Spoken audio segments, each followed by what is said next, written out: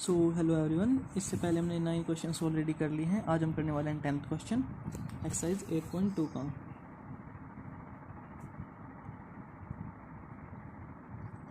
ठीक है, तो स्टेटमेंट पढ़ते हैं।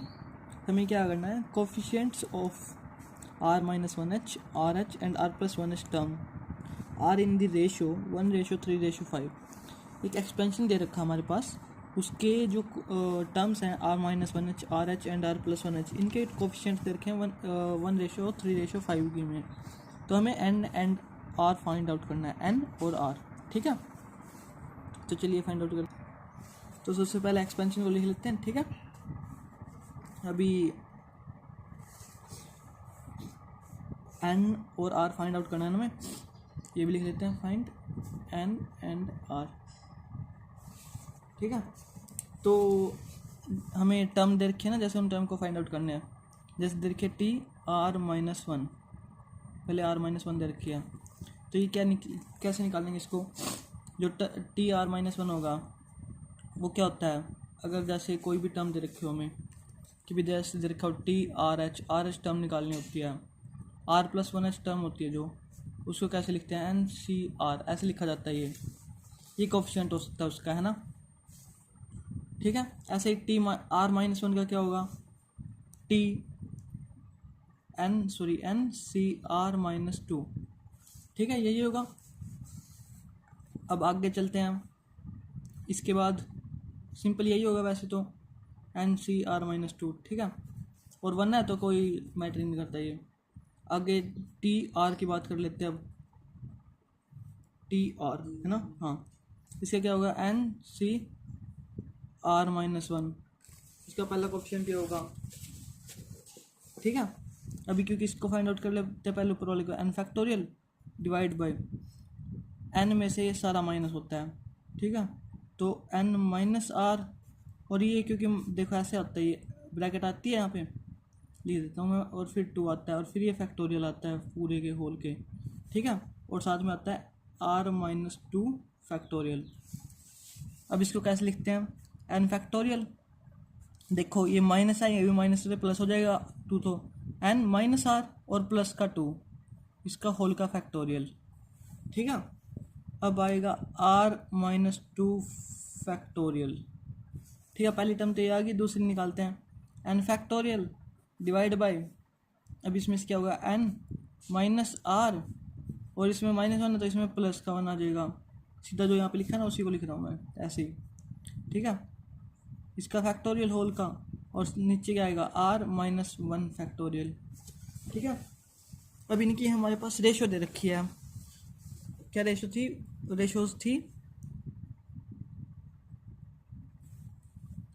1:3:5। ठीक है, अब इनको पहले वो कर लेते हैं, पहले इन दोनों के निकाल लेते हैं, तीसरे की फिर बाद में निकाल लेंगे। तो इसकी क्या आएगी, n factorial n minus r। अभी जैसे चलो आगे करते हैं, फिर बताता हूँ तुम्हें, एक होता ना, हाँ, तो इसमें से क्या होगा, और +2 n माइनस r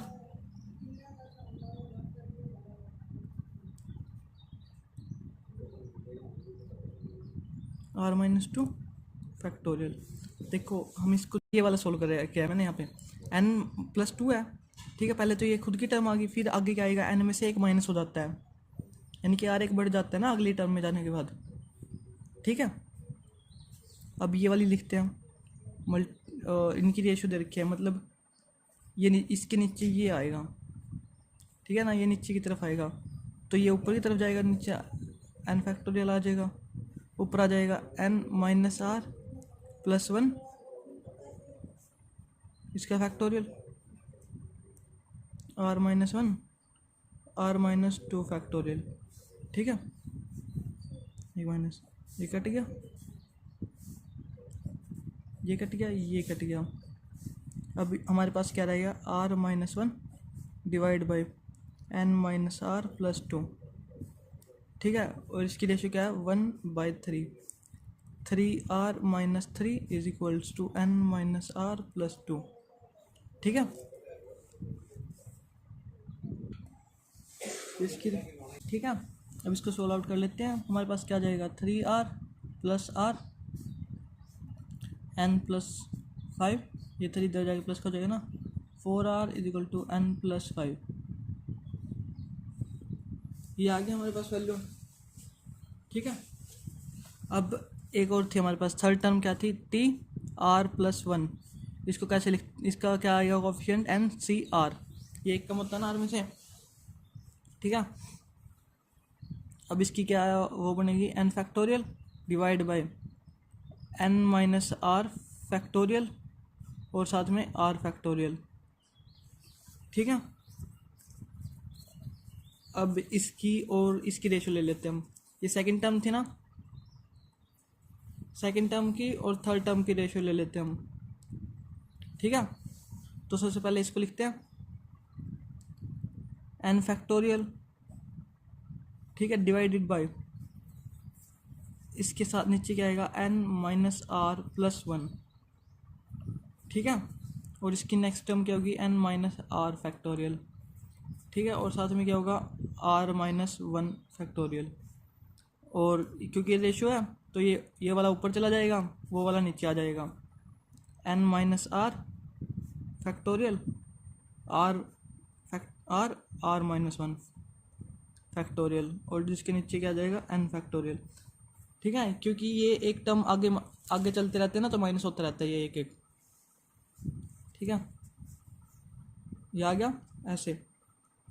अब ये इससे कट जाएगा, ये इससे कट जाएगा, ये इससे कट जाएगा, r नीचे n माइनस r प्लस 1।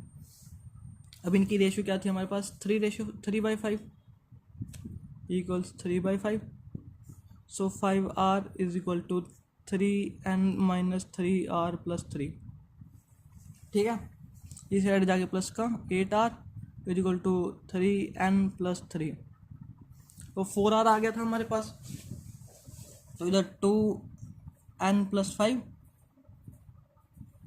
ठीक है, इधर 2n प्लस 5 आ जाएगा, 3n प्लस 3, ठीक है। अभी हो जाएगा 2n plus 10 is equals to 3n plus 3। अब इसको उधर ले जाओ, इसको उधर, 10 minus 3 is equal to 3n minus 2n, 7 is equal to n, n आ गया जो है वो हमारा 7 आ गया। अब इसमें वैल्यू पुट कर लेते हैं, किसी में पुट कर लो, इसमें पुट कर लेते हैं। ये जो आई थी ना, देखो नाम दे लेना चाहिए इसको, फर्स्ट इक्वेशन नाम देते हैं फर्स्ट, और ये सेकंड इक्वेशन है, ठीक है। फर्स्ट वाली की वैल्यू सेकंड में पुट कर दी और हमारा सोल्व आउट हो गया, ठीक है। अभी अगर आपको कहीं पे कन्फ्यूज़न है तो वो मेरे ख्याल से यहाँ पे होगी कि भाई हम ये इसको ऐसे कैसे लिख दिया, ऐसे क्यों लिखा हमने इसको। देखो जब हम लिखते हैं ना, कोई भी नेक्स्ट टर्म लिखते हैं, जैसे फैक्टोरियल लिखते हैं, फैक्टोरियल किसी का भी लिखते हैं हम, जैसे हमारे पास आ गया कि भाई 7 का फैक्टोरियल लिखना है, तो हम कैसे लिखते हैं, पहले तो 7 मल्टीप्लाइड बाई 7 माइनस 1, फिर 7 मल्टीप्लाइड बाई 7 माइनस 2, ऐसे लिखते चलते हैं ना। तो वैसे इसमें देखो n माइनस r, ठीक है। अब इसके प्लस में 2 का इसका फैक्टोरियल लिखना हमें, ठीक है। तो सबसे पहले क्या लिखेंगे, n minus r plus 2 minus 1, ठीक है। अब क्या बनेगा ये, अगर इसको मैं सोल्व कर दूँ तो n माइनस r प्लस 1, ये रह गया ना, यही लिखा है मैंने यहाँ पे। पहले वाली टर्म तो वही आएगी, जैसे पहले वाली टर्म तो 7 ही आई थी, पहले वाली टर्म तो ये खुद आएगी, और दूसरी टर्म क्या आएगी, ये इसका फैक्टोरियल। अब अगर हमें इससे अगली टर्म लिखनी है तो वो क्या बनेगी, n माइनस r इसका फैक्टोरियल, क्योंकि इसमें से एक माइनस कर देंगे ना, ठीक है। ऐसे बनता है ये।